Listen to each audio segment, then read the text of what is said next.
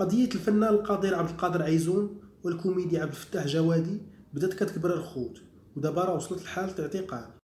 ما بغيناش ولكن هما كيخليوها في اشنو طراب باتيبار؟ اعتقال ديال فتاح جواد.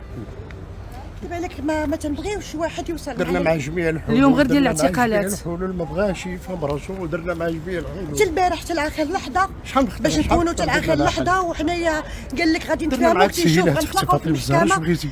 وانتم ما كنتوش باغيين ليه الاعتقال. الاعتقال. حمزه كيولى دار فينا حمزه، راه ماشي عطاه 10,000 درهم ولا كيشاهد فينا. حمزه قلب عليكم كيف ما كنقولوا قلب فيستا. عطاه 10,000 درهم ولا تيقول لي راه هذا الشيء، راه حنا غنتابعوا هذا بالشهاده ديال الزور حمزه براسو.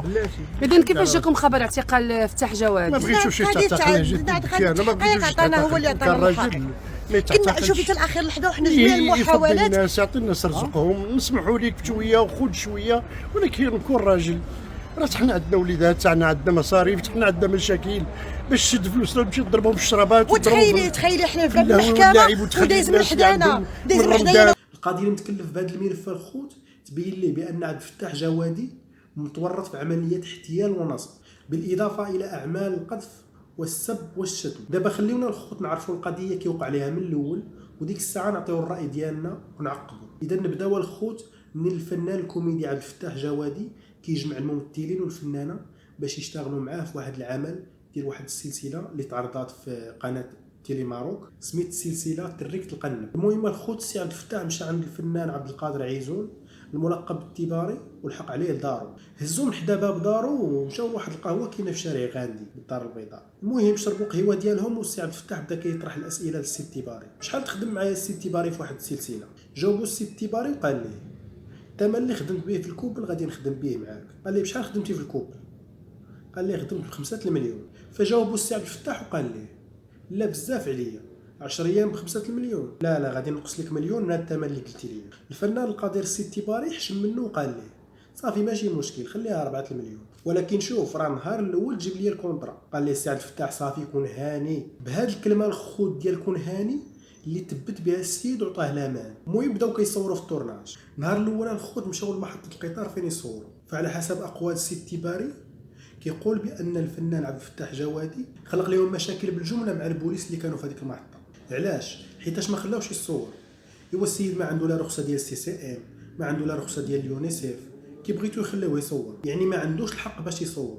المهم ما علينا، البوليس ملي شافوا السي التباري داروا بوجهو وخلاوهم يصوروا. كملوا الطورناج ديالهم وطلبهم السي التباري باش يحيدوا الناس ويخليوهم يكملوا الحلقه ديالهم. من بعد الخوت ما كملوا التصوير حدا محطه القطار مشاو لواحد الدار بالقرب من مسجد الحسن الثاني بالدار البيضاء. في هذا الطورناج الخوت السي عبد الفتاح بدا كيخلق في المشاكل وكيتلاعب بالناس. نورمالمون اللي صور معاه شي مشهد ولا شي حلقه خصو يتخلص ويمشي في حالته، هو بالعكس كينوض معاهم الصداع وتيقول لهم ما عنديش فلوس سيروا تا من بعد ونخلصكم. المهم نتوما راكم عارفين الخوت. بقات الامور بحال هكاك، النهار الاول النهار الثاني النهار الثالث ديما المشاكل مع الناس. السي التباري ملي شاف الامور ما غادياش على ما يرام تساءل مع راسو وقال واش انا غادي يوقع لي نفس المشكل اللي وقع لهاد الناس؟ المهم السي التباري ضرب معاه واحد 7 ايام ولا 6 ايام وقال لي شوف انا ما غاديش نكمل معاك الا ما عطيتينيش رزقي وسينتي معايا الكونطرا. راه انا داير معاك 10 ايام 4 المليون، يعني 10 ايام، وانا دابا ضارب معاك 10 ايام ودخلت في 10 ايام الثانيه ومازال ما عطيتيني والو. من بعد السي عبد الفتاح جاب ليه الكونطرا و2 المليون. اجيو دابا تشوفوا الخنطاطيره اللي دار السي عبد الفتاح. الكونطرا اللي جاب ليها الخوت غير معترف بها، يعني مزوره. ما كاين والو، ما كاين والو. علاش غادي هذه ما خدامهاش؟ ماشي كونطرا، ما مقبوله لك حتى حاجه. عمرك ما شتي بحالها؟ شحال دوزتي 50 عام عمرك؟ قرب 50 عام عمري كونطرا عشوائيه. ياك عشوائيه، وثاني عمر شي شركه ما دارت معايا شي قصه بحال هذه. السي التباري ملي شاف الكونطرا تصدم، قال لي واش هذه هي الكونطرا علاش كنا كندويو؟ انا راه عندي في الدار صندوق ديال الكونطرات، الا بغيتي نجيبهم لك نجيبهم لك.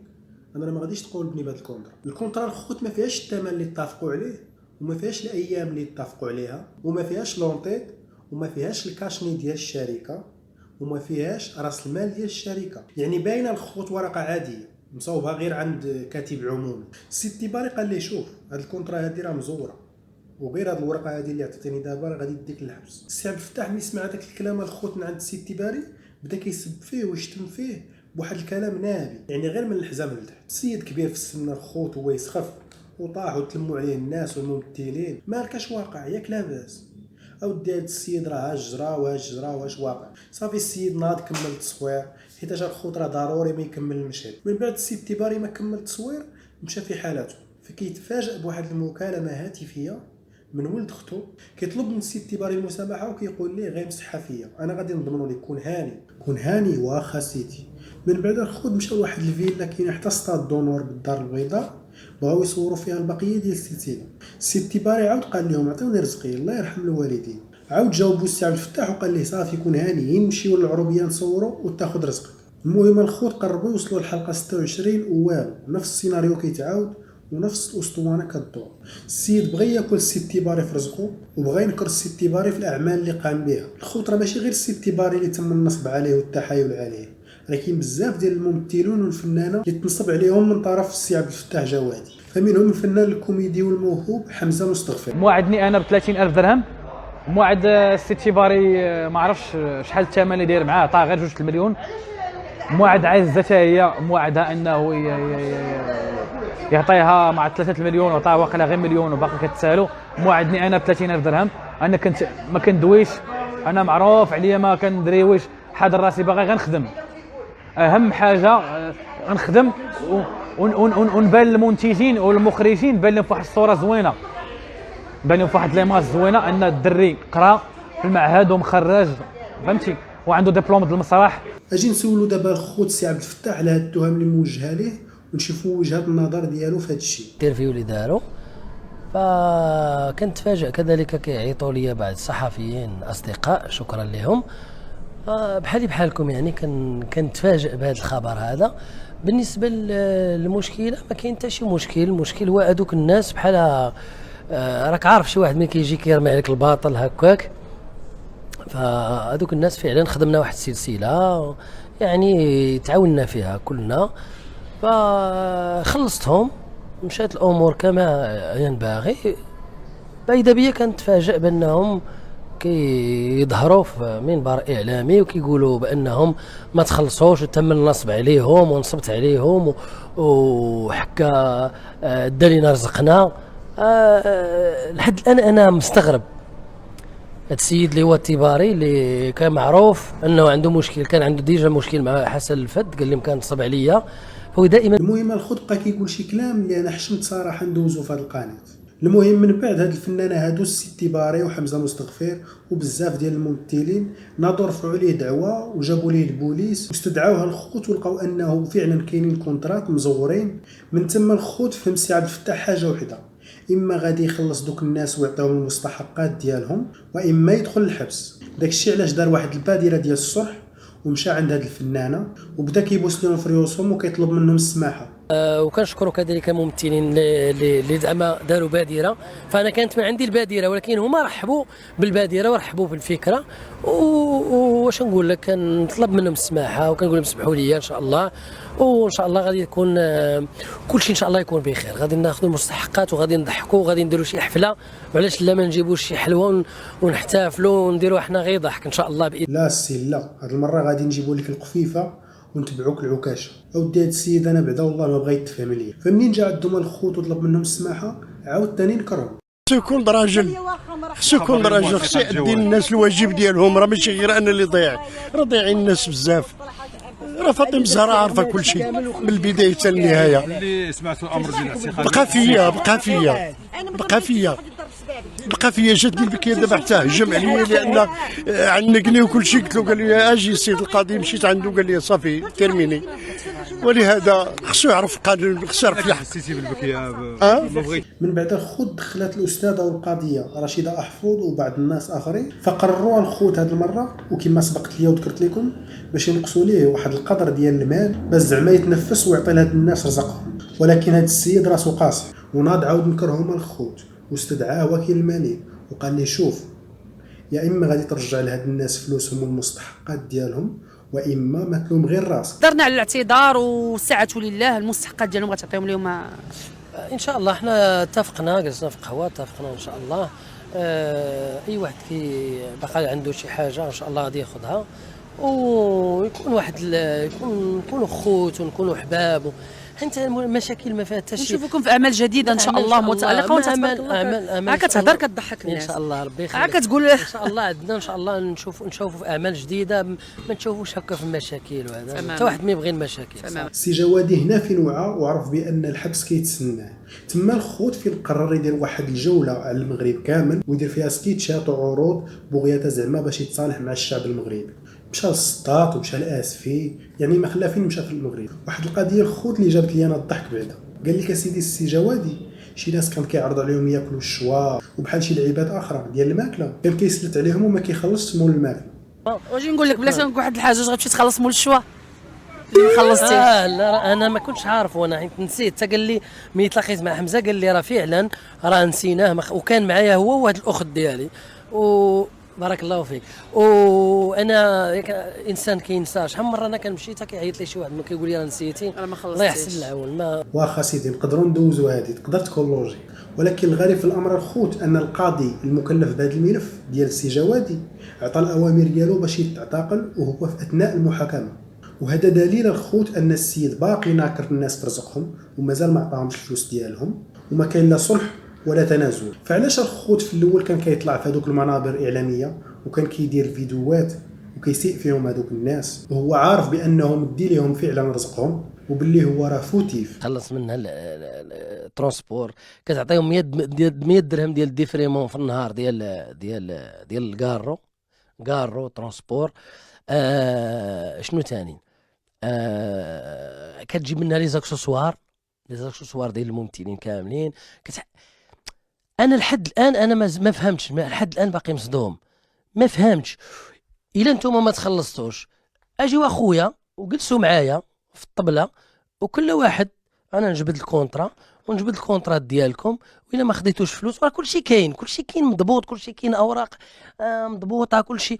وعاد انا اتصلت بالمحامي ديالي نهار الجمعه لان كان المشكل نهار الجمعه حط الشكايه. دابا الاثنين غادي يكونفيرمي الشكايه ديال النصب والتشهير والاحتيال وابتزاز بالتباري عبد القادر عيزون، المورودي عزيزه المورودي، باطمه، احلام الصالحي، حمزه مستغفر.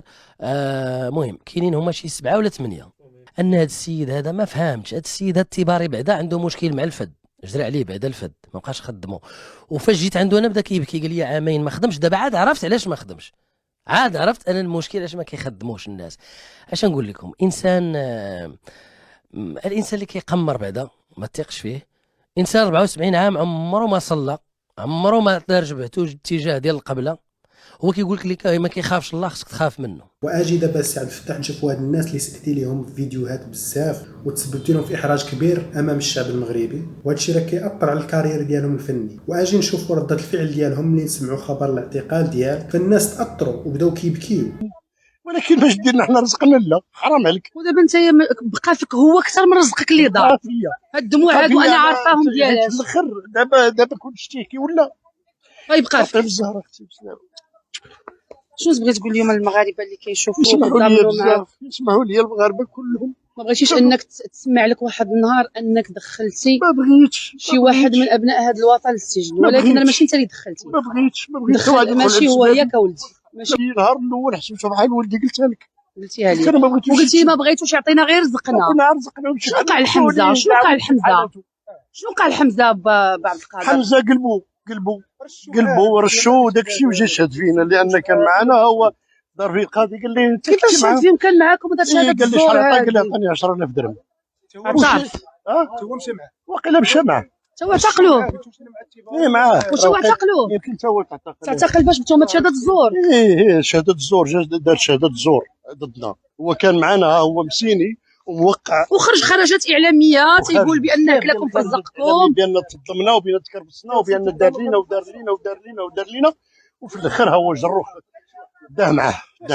كلمه اخيره عبد القادر باش ما نخليوكش. سمحوا لي دموعك غاليه علينا با. السيد الخوت تيبكي حيت ما بغاش يأذيه وما بغاش ليه الحبس، واخا ما خلى ما قال عليه من كلام اللي صراحه فيه واحد الاساءه لا هو ولا هذيك الفنانه اللي صراحه حتى هي بقى فيها.